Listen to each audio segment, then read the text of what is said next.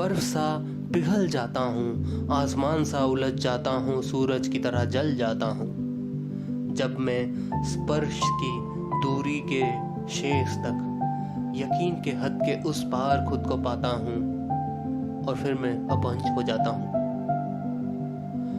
अभिलाषा की पटरी में जीवन की रेल उस स्टेशन में जा रुकती है जहाँ मैं चलता फिरता मनुष्य से कठपुतली बन जाता हूँ। अनदेखी हवाओं को उंगलियों से महसूस करके फिर मैं अपहंच हो जाता हूँ। समंदर को खोजने की जिज्ञासा है, पर्वतों को समझने की इच्छा है, पर इसका वास्तविकता क्या है?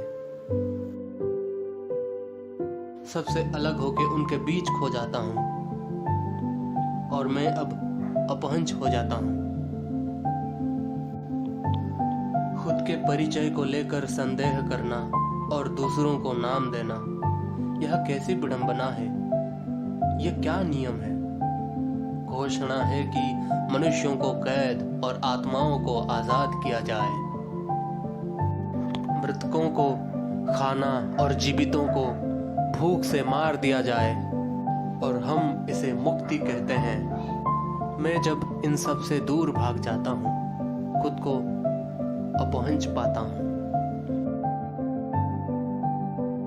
अमृत के नाम पर जहर बनाना, जंगलों को ध्वंस कर कर शहर बनाना, अरमानों की गला घोंटकर उसमें परंपराओं के इमारत बसाना। प्रगतिशील हैं हम, यह कहकर गर्वित होना, यह कैसे गर्व है? और किस पर? सियासत के नाम पर भावनाओं को धर्म से बांटना।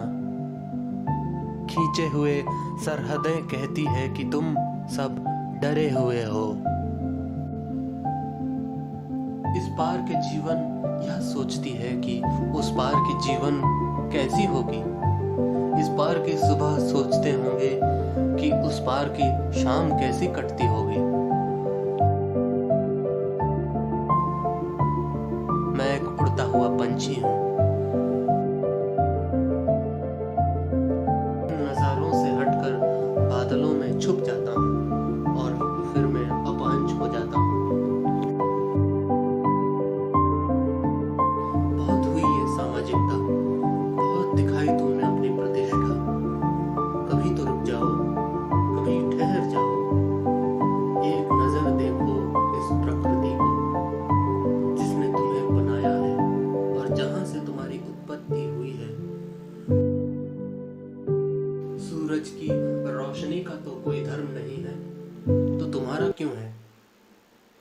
बारिश के पानी का तो कोई जाति नहीं, तो तुम्हारा क्यों है? कभी तो जीवन की आईना देखो, यह तुम्हें जीवन के अर्थ बताएंगे और यही तुम्हारी जाति धर्म बताएंगे। हम मनुष्य हैं, यही हमारी जाति है। सरहद खींची रहेगी, देश बनता रहेगा, मगर यह समझ लो कि यह संरचना की अटूट हिस्सा है। मुझे मत पूछो कि मैं कौन हूँ, मैं तुम में से ही एक हूँ, तुम्हारी ही आवाज हूँ। फर्क इतना है कि तुम कैद हो और मैं अपहंच हूँ।